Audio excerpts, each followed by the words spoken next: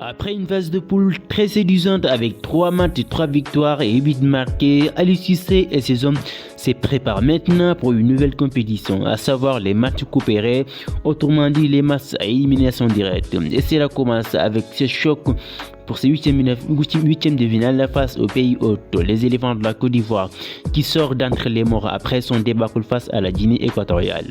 Et de ce fait, que pourrait ressembler le 11 de départ du sélectionneur national Aliou Cissé. De notre côté, Ousfoot 224 TV vous propose son système et sa composition probable que pourrait aligner le sélectionneur national Aliou Cissé pour ce socle très attendu par le monde du football. Et dans cette vidéo, nous allons également évoquer la dynamique des deux équipes. Mais dites-moi en commentaire quel est votre ressenti sur ma composition probable.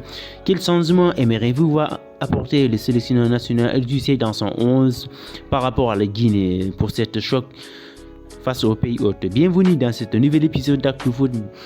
On a un traitement cette analyse avant-match par un focus sur la composition probable des Lions de la Teranga. Face à cette équipe guinéenne, Aliou Cissé n'a pas fait beaucoup de changements. Évidemment, on s'attendait à ce qu'Aliou Cissé fasse un peu de turnover, mais il a décidé de mettre son 11 probable, à l'exception évidemment de Moussa Niakhaté et Abdou Diallo qui ont été blessés. Mais j'espère que pour ce match-là, ils seront certainement de retour. Et aussi Pape Gueye qui a été blessé face à cette équipe guinéenne, il sera probablement de retour pour ces chocs. Évidemment, donc dans les buts, je ne pense pas qu'il n'y aura pas de tout aussi. Ce sera évidemment bien sûr Edouard Mendy. Et dans l'axe central, je pense qu'avec le retour de Moussa Niakhaté, ce sera ça le duo Moussa Niakhaté et Kalidou Koulibaly.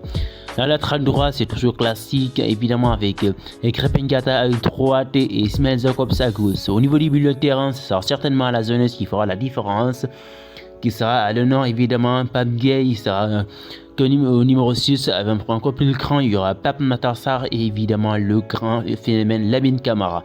Au niveau de l'attaque, je ne pense pas aussi qu'il y aura des changements, ce sera les 3 trios à l'occurrence Sadio Mané, il y a 3 à gauche, c'est évidemment Ismaël Sarr et Habib Diallo en pointe de l'attaque. Évidemment, après la compo, nous allons directement évoquer la dynamique des deux équipes. On commence surtout par celle évidemment de l'équipe nationale du Sénégal. Nos Lions ont fait un boulot incroyable dans ces phases de poule avec 3 matchs et 3 victoires, avec 8 buts marqués, 1 seul but encaissé, un ratio qui n'a jamais été qui est vraiment inédit, qui n'a jamais été faite par une sélection sénégalaise, ce qui veut dire que l'équipe nationale du Sénégal est dans de très très bonnes dynamiques pour franchement le dire après son victoire, avec sa victoire et victoire sans forcer face à cette équipe de la Guinée Conakry de Kaba Diawara.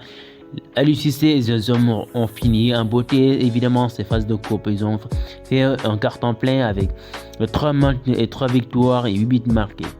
Même s'il y a quelques petites incertitudes évidemment par rapport à certains joueurs qui sont sortis de blessures, à l'occurrence Moussa Niakhaté et Pape Gueye, mais probablement ils devaient tenir leur place, ce qui veut dire qu'il n'y a pas non plus de beaucoup de semblement au niveau de la composition, ce qui veut dire que Aliou Cissé et ses hommes vont vraiment passer évidemment sont très bons, sont autant pour moi dans de très très bonnes dynamiques. Évidemment, pour ce qui est de la dynamique de cette équipe ivoirienne, comme vous le savez, la Côte d'Ivoire a été repêchée à la dernière minute après une victoire obtenue des Marocains face à cette équipe de la Zambie, ce qui a permis aux éléphants de se qualifier, même si ça va pas être vraiment si facile.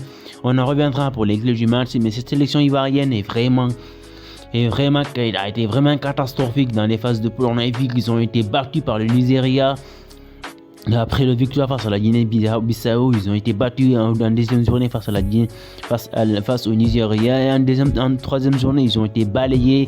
Ils ont eu un raglé face à cette équipe de la Guinée équatoriale sur un score de 4-0. Un bilan très catastrophique pour les éléphants qui devaient vraiment se remettre au travail. Oui, évidemment, puisqu'ils sont qualifiés, ça va être un match très très compliqué.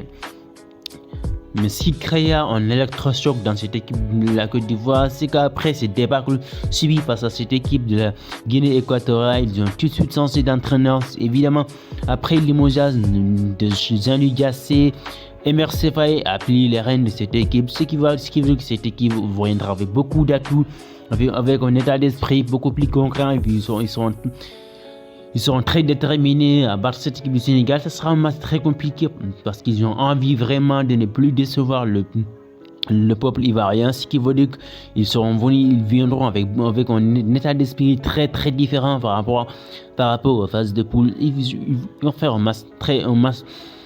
Ils vont vraiment être très très dangereux. Ils vont fournir beaucoup d'efforts pour ces matchs-là. Ça va être un match très compliqué et un choc qui va vraiment être vraiment suivi par le monde du football.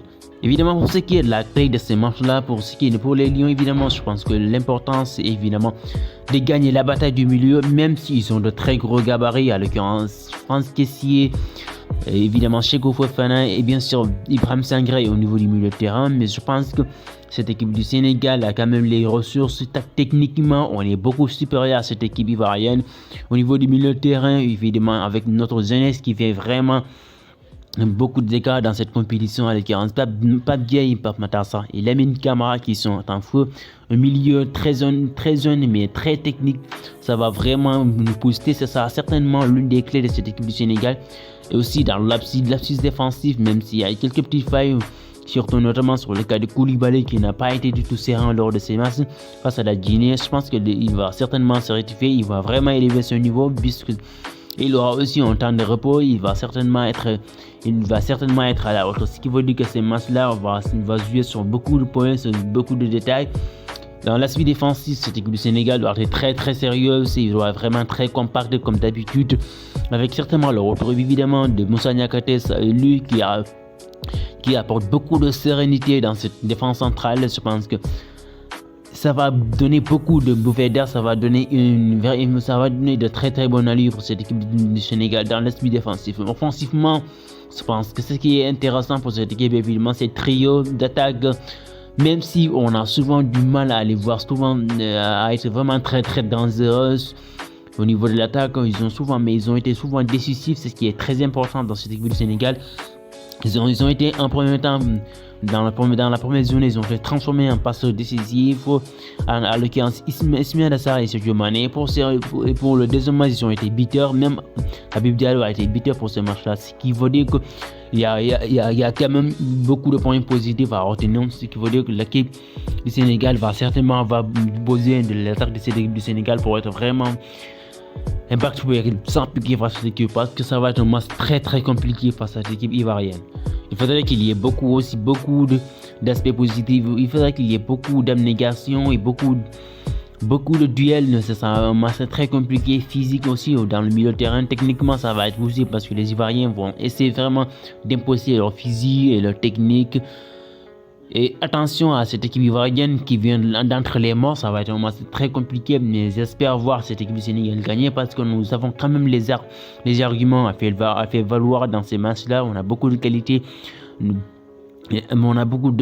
intrinsèquement des qualités. Je pense que cette équipe du Sénégal, pour moi, est capable vraiment de battre cette équipe ivoirienne, même s'ils vont jouer devant le public.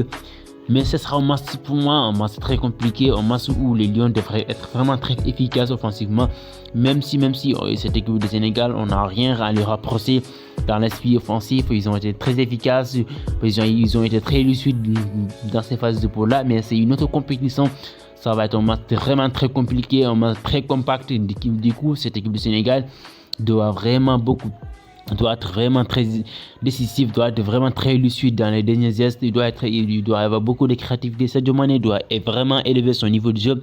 Je pense qu'il est certainement conscient de ce match-là, ce qui veut dire qu'Ismaïla Sarr aussi doit vraiment mettre du tien. Et le plus grand problème, c'est au niveau de l'attaque de pointe, parce qu'on a vu que évidemment Habib Diallo n'est pas du tout dans bon dynamique, parce que pour lui, je pense qu'il doit vraiment beaucoup améliorer, il doit vraiment élever son niveau de jeu, parce que pour moi, après ça, il n'est pas du tout convaincu, même s'il a marqué un but, mais visiblement, Habib Diallo n'est pas du tout convaincant.